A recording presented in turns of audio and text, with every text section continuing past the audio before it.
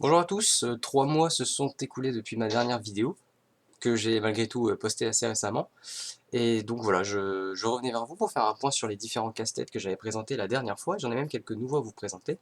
Donc je vais commencer tout de suite en balayant un peu les plus petits articles, on va dire. Donc la dernière fois, je vous avais parlé de ces, ces petits flacons là qui sont des flacons de lubrifiant pour speedcubing. Donc ça c'est le Martian, c'est le vert. Je vous avais expliqué qu'en fait c'était une base de silicone et qu'il était censé améliorer un peu tous les aspects du cube. Ça marche très bien, ça marche du tonnerre et en plus ça part pas spécialement vite. J'ai juste un petit regret, c'est qu'il est un peu plus liquide. Alors je sais pas si c'est dû aux différentes canicules qu'on a eues. Il est vrai que le produit a traîné sur mon bureau durant ces périodes-là et c'est peut-être qu'il est un peu moins dense à présent à cause de la chaleur. Mais ça n'empêche pas, vraiment, je l'ai utilisé sur différents casse-têtes et je suis plutôt content du produit, donc je crois que je vais continuer à prendre du Marcian, donc le lubrifiant vert. D'autre part, j'avais également pris le Lunar, donc le blanc, qui a une base d'eau à la place du silicone, et j'ai pas eu des résultats hyper probants au départ.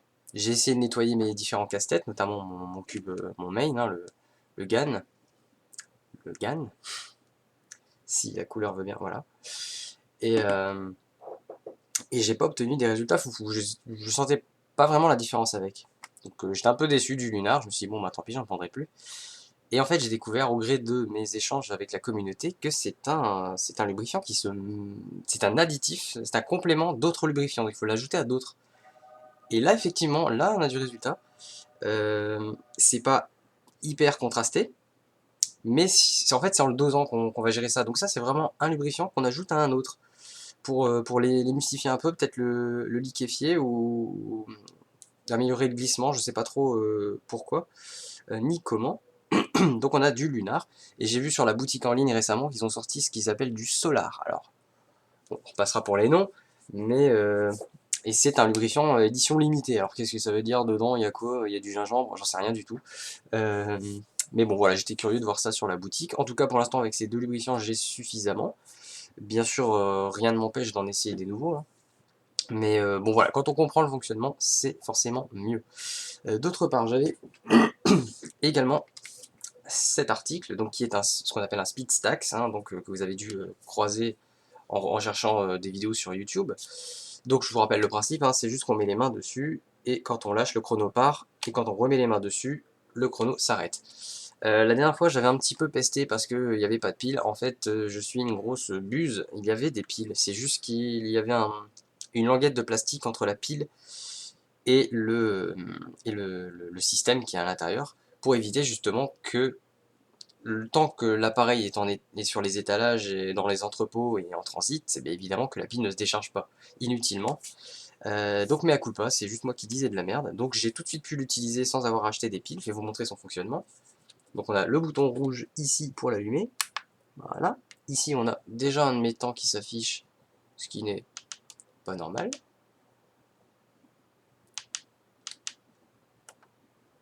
Voilà. Donc voilà, un temps de 0. On pose les mains. La lumière ici devient verte et quand elle devient verte, on lâche. C'est parti. On rappuie avec les deux mains. Ça s'arrête. Ça s'arrête uniquement quand vous mettez les deux mains. Donc attention à pas avoir de sales réflexes comme c'était mon cas au tout début. Chouette objet. J'ai juste un bémol, c'est qu'il n'y a pas les algorithmes de mélange de cubes dessus. Donc on est obligé d'avoir ou un smartphone, ou une tablette, ou un ordinateur en parallèle pour générer un mélange. Et donc là vous allez me dire, mais t'es débile, pourquoi tu mélanges pas toi-même ton cube comme ça à l'arrache? C'est pas pareil, c'est pas pareil. Si vous posez la question à un speed solver ou un speed cuber, vous allez voir que c'est pas le même délire que quand vous avez un algorithme qui est généré. Généralement, c'est 25 mouvements générés aléatoirement. Dans les manipulations qu'on fait, nous, c'est toujours un peu faussé parce qu'on n'a pas 36 manières de mélanger le cube en fait. On a deux trois algorithmes à placer ici et là. Mais je veux dire, je fais du Rubik's Cube depuis 12 ans, j'ai pas changé grand chose à ma méthode de mélange et je suis sûr que même si je sais faire que 600 mélanges différents au hasard, je les ai déjà vus un milliard de fois tous. C'est un peu compliqué à comprendre ici du point de vue d'un spectateur, mais ça soulage et c'est moins frustrant d'avoir un vrai mélange informatique. On se sent moins, comment dire, on sent que le mélange est mieux étudié et mieux fait. Voilà, tout simplement. Donc voilà, c'est mon seul regret sur cet appareil. S'il y avait vraiment une série d'algorithmes générés aléatoirement sur l'écran avant que je puisse résoudre mon cube, j'aurais trouvé ça vraiment génial. Non, il y a un autre bémol, c'est que pour le relier à un ordinateur, ça passe par du jack. Allez comprendre, il faut le brancher, ils auraient pu faire de l'USB ou du jack vers USB, ou peu importe, je sais pas. Mais non, il faut passer par du jack 3,5 mm à du jack 2,5 et le brancher sur la prise micro d'un ordinateur. Et en fait, ça gère avec les vibrations quand vous mettez les mains là-dessus, évidemment. Voilà. Avec les vibrations, ça gère donc le marche-arrêt de l'appareil, le, le, le chronomètre. Donc j'aimerais bien utiliser cette fonctionnalité sur mon ordinateur, mais ce type de câble, c'est pas évident à trouver. Donc si vous avez un câble qui fait du 2,5 à 3,5 mm ou un adaptateur, n'hésitez pas à me contacter, ça m'intéresse. Voilà pour cet accessoire-là. J'avais quoi d'autre je crois que je vais commencer directement vraiment les casse-têtes dont j'avais fait commande. Donc je vais évacuer d'abord ceux que j'ai utilisés très peu depuis, en fait. Parce qu'effectivement, il y en a qui m'ont un peu moins interpellé. Évidemment, étant un grand fanat du 3x3, je ne me suis pas beaucoup intéressé au 4x4, qui pourtant me donnait envie. J'avais dit que le plastique faisait cheap, mais que malgré tout, il avait de très bonnes performances. C'est toujours le cas, alors que là, je ne l'ai pas touché depuis 2 mois. Et voilà, j'en ai fait un quelques fois, j'ai dû en résoudre 5 sur 3 mois. C'est toujours pas mon délire, hein. J'essaye vraiment de me remettre dans le 4x4, mais j'ai l'impression que ça va pas être ce que je préfère. Et que j'ai l'impression que je suis plutôt curieux. C'est vraiment j'aime bien voir l'évolution de ces casse-têtes-là. Et je crois que c'est surtout pour ça que je les commande. Donc je me dis, tiens, il y a un 4x4 avec tel mécanisme maintenant dedans, il s'est passé autant de temps depuis le dernier que j'ai acheté. Est-ce qu'il y a quelque chose de nouveau, d'intéressant? Je crois que c'est surtout ça. Et c'est vrai qu'en termes d'esthétique, je préfère toujours l'autre, hein, qui est je vais vous montrer, hein, le Quiyi. Alors comment il s'appelle celui-là déjà? Je ne sais plus. Celui-ci, donc il y avait des teintes mates, qui est un objet qui esthétiquement m'intéresse un peu plus, sans pour autant que je ne l'utilise davantage. Donc voilà, pour le 4x4, il est performant, je peux pas dire, c'est juste que c'est pas mon truc, mais je vais continuer à en acheter des 4x4, hein, il n'y a pas de problème à ce niveau-là. Alors alors, d'autre part, j'avais pris également... Oui, j'avais pris ça. Ici, donc le Jelly, le 3x3 Warrior, Jelly Warrior, un truc comme ça. Et j'étais très déçu des teintes qu'il avait, puis des performances, il est vraiment pas ouf à utiliser, et donc par conséquent je ne l'ai pas utilisé plus que ça. Pareil, j'ai dû le faire 1 ou 2 fois inconsciemment. C'est pas le cube que je préfère. Néanmoins, ce que je peux faire, c'est que, en fait, je l'ai pris à tort. J'ai mal choisi mon cube sur le site, tout simplement. Je voulais prendre ce qu'on appelle un cristal 3x3, et j'ai pris à la place un jelly. Et la caractéristique du jelly, c'est qu'il est plutôt opaque. Alors que le cristal est vraiment plus transparent, plus saturé. Si vous cherchez un petit peu sur internet, vous tapez. Qu'est-ce que vous tapez Ouais, vous tapez 3x3 cube cristal stickerless. Vous allez tomber sur ce que je voulais commander à la base. Donc ce sera remis à une prochaine commande. Et donc, forcément, n'ayant pas pris le bon cube, j'étais déçu. Donc on va dire que c'est plutôt ma faute si je suis déçu par ce cube. J'ai pas pris le bon. Bon voilà, ça reste quand même à exposer un objet sympathique. Enfin, d'autre part, j'avais celui-ci que j'aimais beaucoup, que j'ai un peu plus pratiqué sans pour autant être fou comment dire, de pratique. Ça reste toujours des objets que je préfère sur cette commande-là. Il n'est toujours pas plus performant parce que je m'en suis servi, hein. Vraiment, je ne m'en suis pas servi beaucoup non plus. J'ai dû faire, je sais pas, comparé à mon main, j'ai dû faire 50 fois moins de résolution sur celui-ci. Mais non, moi de temps en temps je le fais comme ça, en regardant une vidéo YouTube, quand j'écoute de la musique, ce genre de choses. Ça reste ok, mais c'est un très bel objet. Je pense que malheureusement, comme le Jelly, je vais le ranger, enfin comme le Jelly, le 4x4, je vais le ranger dans ma caisse, parce que pour l'instant, de toute façon, j'ai pas le matériel pour entreposer, pour exposer mes casse-têtes, pour faire une belle vitrine ou quoi que ce soit, donc de toute façon, je vais quand même pas m'en servir, il encombre un peu mon bureau. Donc je pense que je vais me résoudre simplement à le ranger en attendant. J'avais quoi d'autre? J'avais voilà, j'avais celui-ci, que vous n'aviez peut-être pas vu résolu, mais voilà, il est résolu. Donc c'est un... Comment il appelle celui-là? Le nom va me revenir ici, mais un difforme ou asymétrique, je sais plus comment il l'appelle. Donc le principe c'est que les pièces font des largeurs et des longueurs différentes, d'accord, tout en restant sur le même axe. Ce qui n'est pas le cas d'un autre casse-tête que je vous montrerai après. Et donc celui-là, quand vous le mélangez, tout simplement, donc là on voit les teintes, quand vous le mélangez, ça donne des formes assez, voilà, particulières. C'est pas bien compliqué à résoudre, hein, je vous rassure. Je l'ai mélangé en toute connaissance de cause. Ça vous donne des trucs comme ça. Les formes sont pas si extrêmes que ça, hein, finalement. La silhouette reste relativement compacte. Mais c'est un chouette objet. Je l'ai pas fait non plus à outrance, mais celui-là, à la limite, il me dérange pas sur mon bureau. Je sais que je vais le faire de temps en temps. Voilà, je l'ai pas trouvé renversant la dernière fois parce que je m'étais dit à quoi bon mettre des couleurs, des formes, des volumes différents si finalement les couleurs sont là. J'ai toujours pas trouvé l'intérêt et je persiste et je signe en disant que voilà, ce cube, il est joli. C'est un beau casse-tête, mais il a aucun intérêt quand on s'est déjà fait un 3x3. Il n'y a pas de challenge en plus, parce que voilà, il fait un peu peur comme ça pour quelqu'un qui s'y connaît pas trop, mais en fait, voilà, tant que vous avez les couleurs, vous savez le résoudre les doigts dans le nez, et je trouve ça un peu dommage. Donc c'est plutôt un casse-tête esthétique à nouveau. Un autre qui était aussi esthétique, mais plus intéressant à résoudre, c'était celui-ci. C'est celui-ci dont je voulais vous parler. Je vais y arriver, voilà. C'est un peu le même délire, vous allez remarquer, à ceci près que celui-ci, en termes de silhouette, donc déjà c'est un monochrome, je vous l'avais montré dernièrement. En termes de silhouette, quand on le mélange, il a vraiment une sale tronche. Bien entendu, quand moi je dis ça, ça veut dire que c'est un bel objet. Et voilà, on a des silhouettes un peu plus extrêmes, hein. Autant sur celui-ci, on est un peu plus retenu, un peu plus compact. On se rapproche plus du cube malgré tout quand on le mélange. Que celui-ci, il va un peu plus dans tous les sens, hein. Voilà.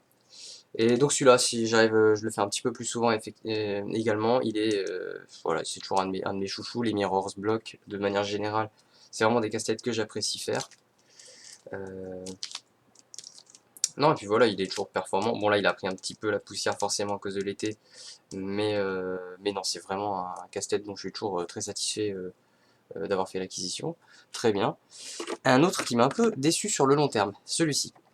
Je vous expliquais en fait, pour ceux qui n'étaient pas là, j'expliquais que ce casse-tête faisait le challenge complet.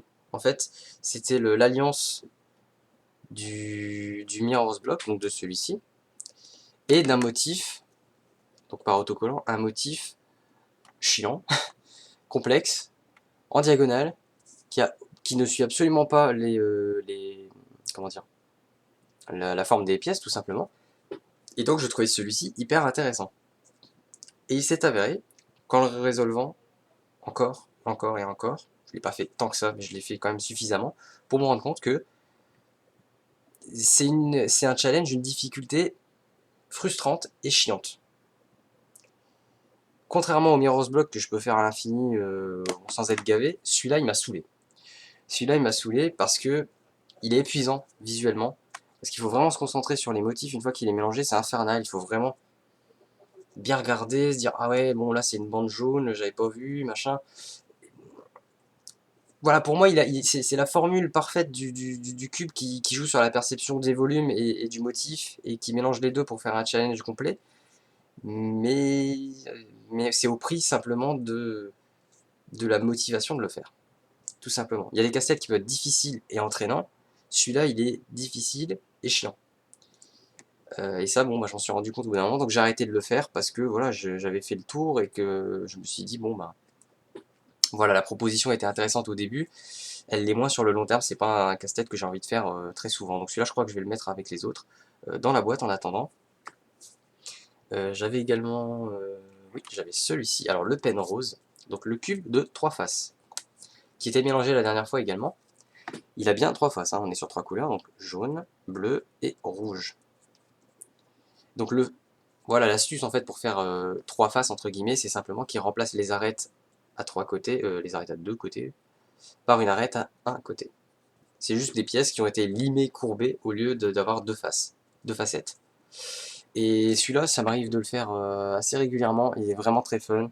Euh, je suis assez content. J'aime bien le côté autocollant carbone, hein, ça je l'avais déjà signifié, c'était vraiment quelque chose d'esthétiquement sympathique. Mais au-delà de ça, en fait, ce que j'aime bien, c'est qu'il reste sur une base de 3x3, donc qui se résout comme un Rubik's Cube normal, mais en changeant un peu la perception du volume et de l'espace avec. Quand il est mélangé, en fait, ce qui est marrant, c'est que les mélanges ne se ressemblent pas. Je ne saurais pas vous expliquer. Il y a moins de couleurs, mais les mélanges sont plus variés que sur un Rubik's Cube traditionnel, qui a 6 faces et qui a 6 couleurs. Celui-ci, à chaque fois que je le mélange, c'est un nouveau challenge. À partir de la moitié de la résolution, ça redevient un peu le train-train du 3x3. C'est surtout le début, le démarrage qui est un peu compliqué, puisque ça vient pas à l'esprit de tout le monde, mais en fait, vous avez pour chaque couleur deux centres de la même couleur, donc un centre rouge, on va y arriver, un jaune, et enfin deux bleus. Là où vous en avez 6 différents sur un Rubik's Cube traditionnel. Là, vous avez deux fois. Donc comment vous savez lequel vous devez mettre à côté du jaune et du rouge? Vous avez deux bleus, vous savez comment. Et en fait, c'est là-dessus que ça va jouer au début, c'est toujours le démarrage où tu te dis, bon, sachant que j'ai deux centres de la même couleur pour chaque couleur, comment je les remets les uns par rapport aux autres. Ça parlera à ceux qui savent le faire, malheureusement pas aux spectateurs, qui, euh, qui ne connaissent pas trop le Rubik's Cube de base, mais super intéressant, super ludique, pas ennuyant comme l'autre, hein, pas du tout chiant à refaire. Donc très bon casse-tête, je valide et je vais enchaîner et bien sûr celui-ci. Comment il s'appelle déjà celui-là? Ah. Ça c'était le cube le plus lourd de ma commande. Le Gem, non c'était le Shengshu Mr M, c'est ça. C'était le premier cube magnétique de Shengshu, la marque Shengshu. Il s'est avéré que j'avais avancé qu'il serait fatigant à utiliser et que malgré tout au niveau des performances il serait pas ouf, mais qu'il était agréable à utiliser le temps que ça durait. J'ai amélioré un peu sa durée de vie en réalité. En fait, j'ai trouvé que ces magnettes, donc ces aimants qui se trouvaient à l'intérieur étaient trop forts. En fait, je les ai retirés. Donc j'y suis allé avec des outils, j'ai retiré 2 tiers des aimants du cube. Donc il en reste quelques-uns, mais ils servent plus à rien parce voilà, ils sont pas aimantés entre eux. Et en fait, en retirant le poids des magnettes, c'est un peu mieux. J'ai mis quelques doses de lubrifiant, ce genre de choses. Il est toujours un chouïa plus lent. Un chouïa plus lent, ça ne sera pas perceptible à la caméra, ni même quelqu'un qui me regarde le faire en vrai va se dire bah il va aussi vite que sur les autres cubes. Moi je le sens dans les mains, dans les doigts, qu'il est quand même relativement moins rapide. Toujours est-il que c'est un cube très agréable à utiliser, toujours un petit peu plus fatigant que les autres. Mais voilà, non, je pense que de toute façon je pourrais pas faire beaucoup mieux pour le rendre accessible. Je pense que c'est un bon cube pour commencer. Parce justement, il va pas vite. Les cubes qui vont trop vite, ils ont tendance à décourager les gens parce qu'ils se plantent quand ils font leur mouvement. Celui-là, je pense que c'est un bon cube pour commencer. C'est celui qui a les pièces un peu avec une texture un peu rocailleuse comme ça. Frosted, comme on dit.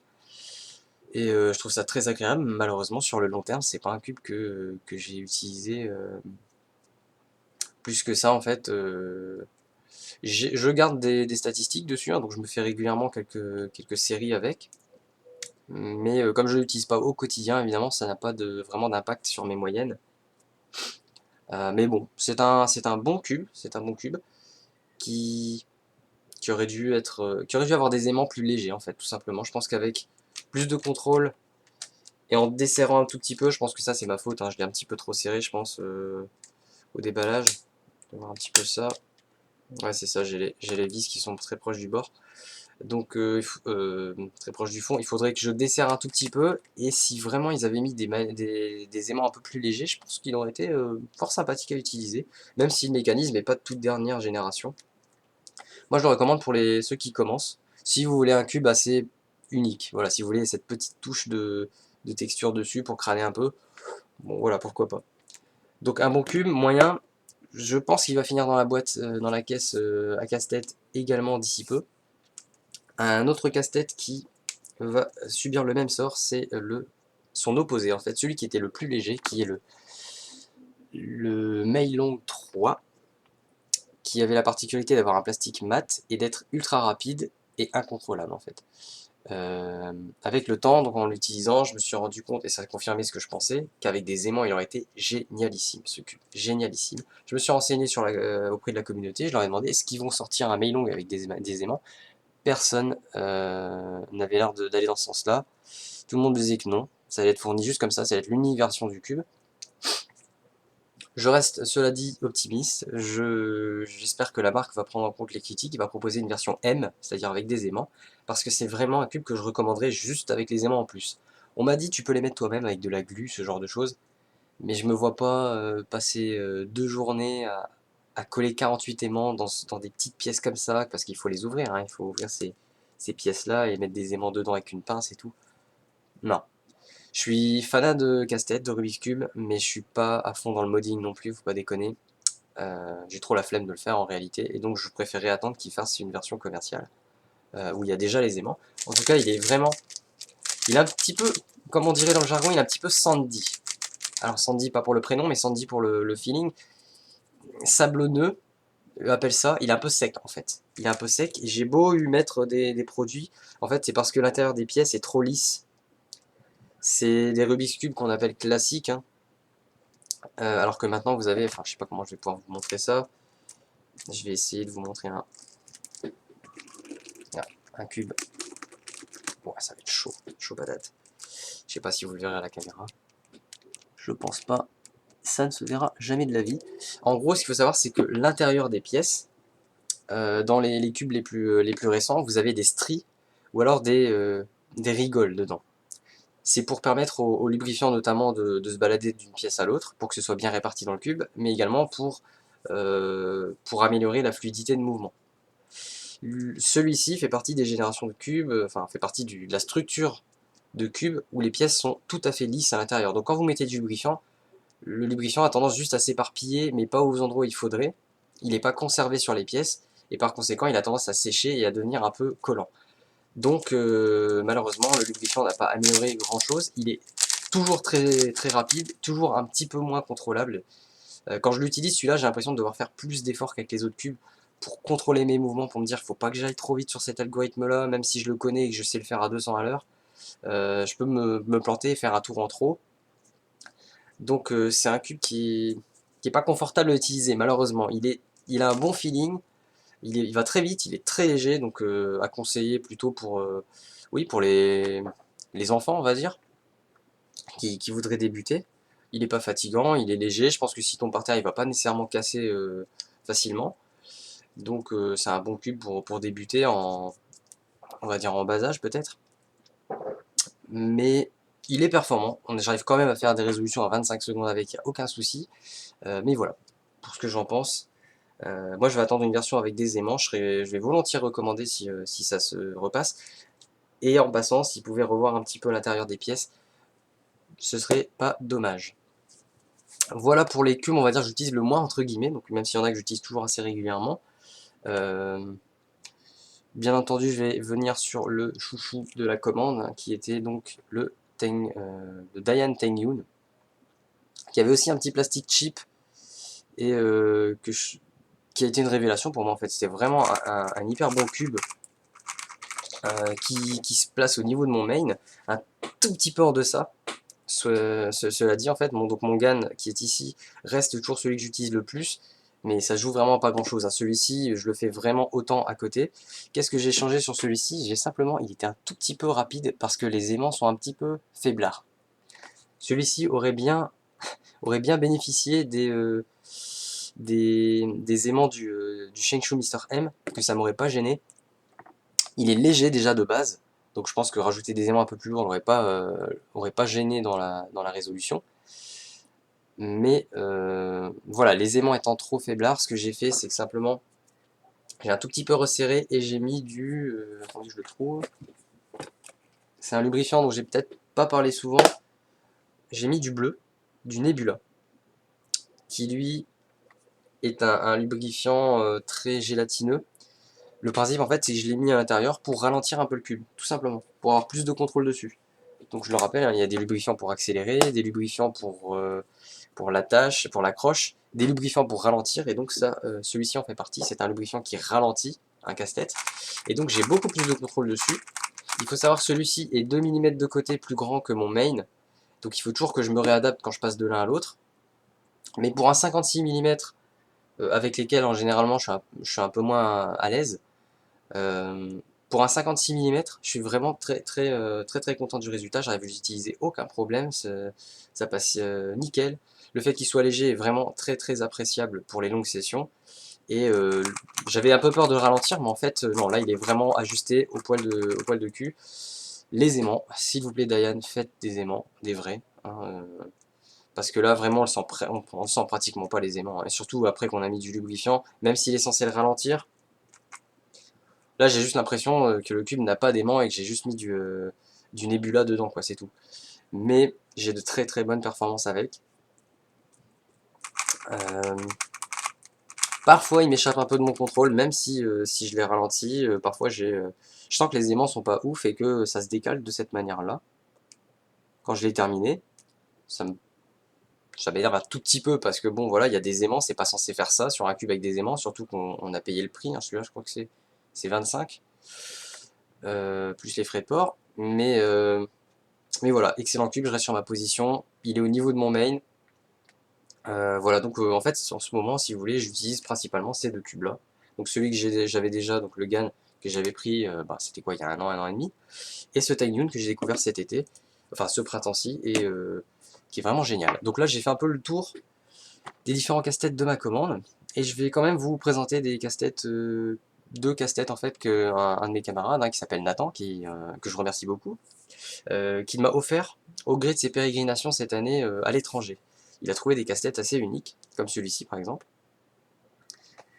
qui a la particularité d'être sur un seul côté. Donc on se dit bon bah il a l'air facile, en fait il n'est pas si facile que ça. Donc vous pouvez le tourner ainsi. Et en fait, je vais pas le mélanger totalement ici parce que bon, ça n'a pas grand intérêt juste vous montrer parce que la forme ne va pas non plus changer énormément.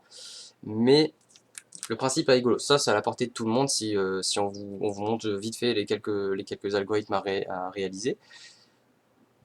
Après qu'il me l'ait offert, je l'ai déballé. Bon, j'y ai pas trop prêté attention. Et une fois que je suis rentré chez moi, en 1 heure, j'avais réussi à le faire. Il n'était pas si compliqué que ça. Mais il est super intéressant quand même. En fait, c'est assez rigolo. Puis les autocollants qui brillent, bon, voilà. Toujours quelque chose en plus.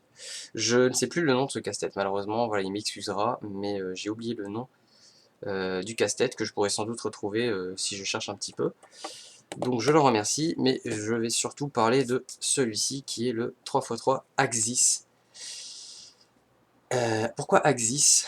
Eh bien Axis, ça fait référence, donc c'est un terme anglais qui fait référence aux axes. En fait ce cube, si je vous dis, il se résout comme un 3x3 normal.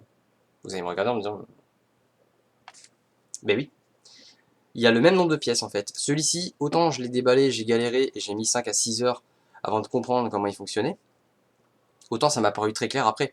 J'ai commencé juste par compter les pièces et il y a exactement le même nombre de pièces que sur un Rubik's Cube 3x3 traditionnel. Donc j'en ai déduit qu'il fallait juste que je trouve l'orientation des axes et c'est là que ça fait tilt.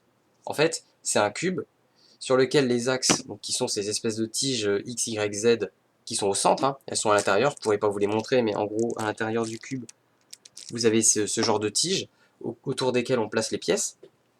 Et bien ces centres, au lieu d'être comme ça sur ce cube, ils sont comme ça, en diagonale. Et donc qu'est-ce que ça fait? Bah, ça pousse simplement la conception des pièces à s'adapter à ce type de structure. Donc ça se résout comment celui-là? Alors je vais vous montrer une face. Ça c'est une face.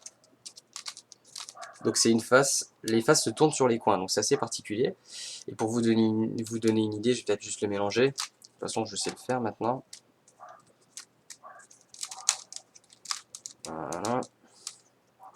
Et celui-là pour le coup il est vraiment hyper intéressant à résoudre. Parce qu'il y a tout, il y a le volume, il y a les étiquettes, bon le côté étiquette carbone, autocollant carbone, je suis toujours vendu à ça moi maintenant. Mais voilà la forme que vous pouvez obtenir en fin de compte, et ça ressemble absolument à rien, et ça fait peur. Mais en réalité, si vous savez déjà, même si vous êtes débutant, mais que vous savez déjà faire un Rubik's Cube 3x3, Celui-ci, il y a des chances que vous sachiez le faire aussi en fait, hein. C'est juste qu'il faut se mettre dedans, il faut comprendre dans quel axe le regarder, dans quel axe le tenir, parce que quand vous êtes comme ça, on vous jette ça dans les mains, vous savez pas comment le tenir. Une fois que vous avez compris où se trouvent les centres des différents axes, il va tout seul. Il va tout seul. Il faut juste absolument pas vous perdre dans vos algorithmes. Ça, c'est le gros problème que j'ai eu, c'est qu'en voulant aller trop vite. Sur un Rubik's Cube traditionnel, on a des repères. On a, tiens, les pièces de gauche, les pièces de droite, on visualise. Sur celui-ci, il n'y a pas moyen de se repérer. C'est juste, il faut faire la manipulation et juste prier pour qu'on soit resté dans le, comment dire, sur les bons algorithmes, qu'on n'ait pas oublié un mouvement. Parce qu'en termes de repères visuels, il est extrêmement compliqué à aborder. Il y a juste ça, donc il faut vraiment être concentré. C'est peut-être le maître mot sur ce casse-tête là. En tout cas, je te remercie Nathan, c'est vraiment un casse-tête que j'apprécie énormément, qui lui n'aura peut-être pas le temps de trôner dans une vitrine parce que je suis encore en train de le pratiquer. Il est vraiment très, très chouette. Donc voilà, je voulais vous montrer ça, donc le 3x3 Axis. Voilà pour ce qui est de cette commande ici. J'ai pas d'autres commandes à réaliser pour le moment. Je suis en train de me poser la question, est-ce que je vais prendre les cubes qu'ils appellent les cubes smart maintenant, c'est-à-dire les cubes intelligents qui possèdent un gyroscope et du Bluetooth et qui peuvent, comment dire, permettre de faire des jeux virtuels, hein, des RPG, des entraînements, des missions, des petites aventures. Ça se fait de plus en plus en fait, il y a des applications, des programmes maintenant qui sont fournis avec des cubes, avec des smart cubes, et qui proposent toutes des aventures qui mettent en scène le cube. Et ça m'intéresse vachement, moi qui voudrais justement utiliser le cube à d'autres fins que juste la résolution. Je me tâte un peu. Bon, après c'est des cubes qui partent sur 90, entre 90 et 150 euros. C'est pas pour tout de suite. Clairement, en plus je suis pas très bien équipé niveau téléphone, Bluetooth et compagnie, je suis pas un gros geek à ce niveau-là. Donc ce serait un investissement, mais je regarde voir ce genre de cube pointer le bout de son nez. Je vois sur les communautés que ça arrive de plus en plus, j'écoute les reviews, ce genre de choses. Donc sachez que peut-être un jour je repasserai ici pour parler de ces fameux smart cubes, donc ces cubes connectés, un jour. Pas dans l'immédiat en tout cas. Et non voilà, je pense que pour mes prochaines commandes, j'ai pas vraiment de cubes indispensables, il n'y a pas vraiment de choses qui me font flasher en ce moment. Il y a des cubes où on peut changer les aimants assez facilement maintenant en appuyant juste en faisant juste un petit clic sur le cube. Mais je veux dire, c'est la seule avancée technologique et structurelle sur cube traditionnel qui a un petit peu évolué. À part commander, comme je l'ai dit, un cube cristal au lieu du jelly, j'ai pas vraiment de grosses attentes en ce moment. Donc voilà, wait and see. En tout cas, je vous remercie d'avoir regardé cette vidéo, d'avoir supporté un peu tout mon vocabulaire et ma façon de présenter ces différents casse-têtes. Et donc je reviendrai vers vous avec une prochaine commande, ou alors peut-être des vidéos avec des thématiques quelconques. J'y réfléchis en tout cas. Voilà, et donc je vous souhaite une excellente journée, puis à la prochaine. Merci à vous.